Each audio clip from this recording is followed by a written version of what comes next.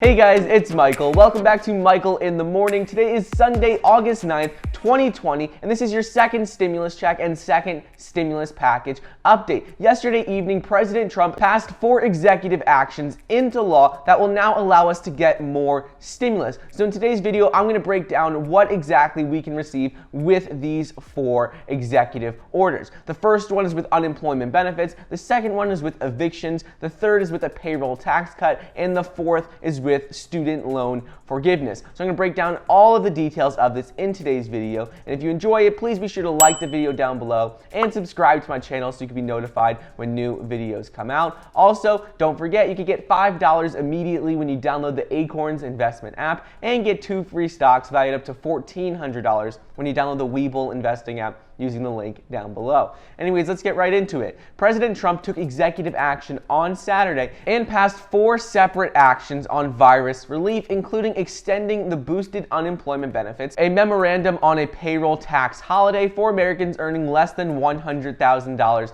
a year, an executive order on assistance to renters and homeowners, and a memorandum on deferring student loan payments. And let's first go over the enhanced unemployment benefits. At his meeting on Saturday, President Trump said, "I'm taking action to provide an additional or extra $400 a week in expanded unemployment benefits," and how these extra benefits would be available until December 6th or until the disaster fund's balance drops to $25 billion. But it's a little more complicated than that. Not everyone will be receiving these $400 even if you receive state unemployment benefits. In order to receive these benefits, a state must agree to cover the cost for 25% or $100 of the total $400 additional benefit for each person. The problem here is that many states say that they don't have the money in order to do this. An official from a northeastern state run by a Democratic governor said, "We don't have that money right now," and it's quite the opposite actually. States have asked Congress to provide them with an additional $500 billion, which have been crushed from the loss of tax revenue amid the pandemic. And this has been one of the main points of contention between Democrats and Republicans right now. Democrats wanted to give an additional $1 trillion to state and local governments, and Republicans say they don't want to spend more money to bail out badly managed state budgets. According to the executive action issued by the White House shortly after President Trump's announcement yesterday evening, they said that up to $44 billion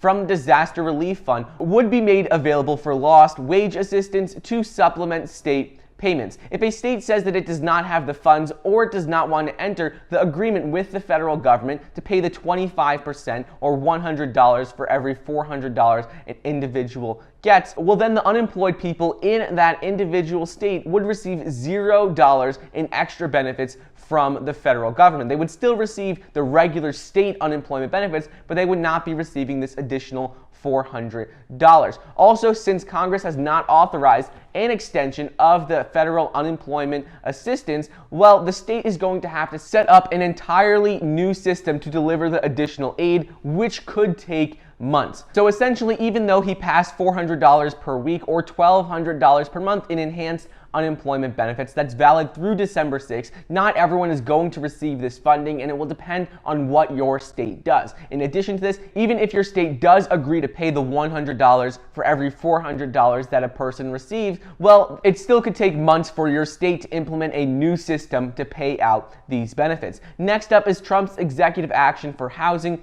and evictions. Trump's housing order outlines how important it is to keep Americans in their homes during the pandemic, particularly so they can successfully social distance themselves from others and prevent the spread of the virus. It says the policy of the United States right now is to minimize to the greatest extent possible residential evictions and foreclosures during the ongoing crisis and national emergency. But the text is light on details of how President Trump and the administration will keep Americans from getting foreclosed upon or evicted. What the order does is it directs the Treasury and the Housing and Urban Development departments to identify funds to provide temporary financial assistance to renters and homeowners who are struggling to meet their monthly rental or mortgage obligations during the pandemic. The order also directs the HUD to take action to promote ability of renters and homeowners to avoid eviction or foreclosure. Moving on to the third executive action, and that is the payroll tax cut. In the executive action, President Trump directed the Treasury Department to defer the 6.2% Social Security tax on wages for employees making less than $100,000 a year,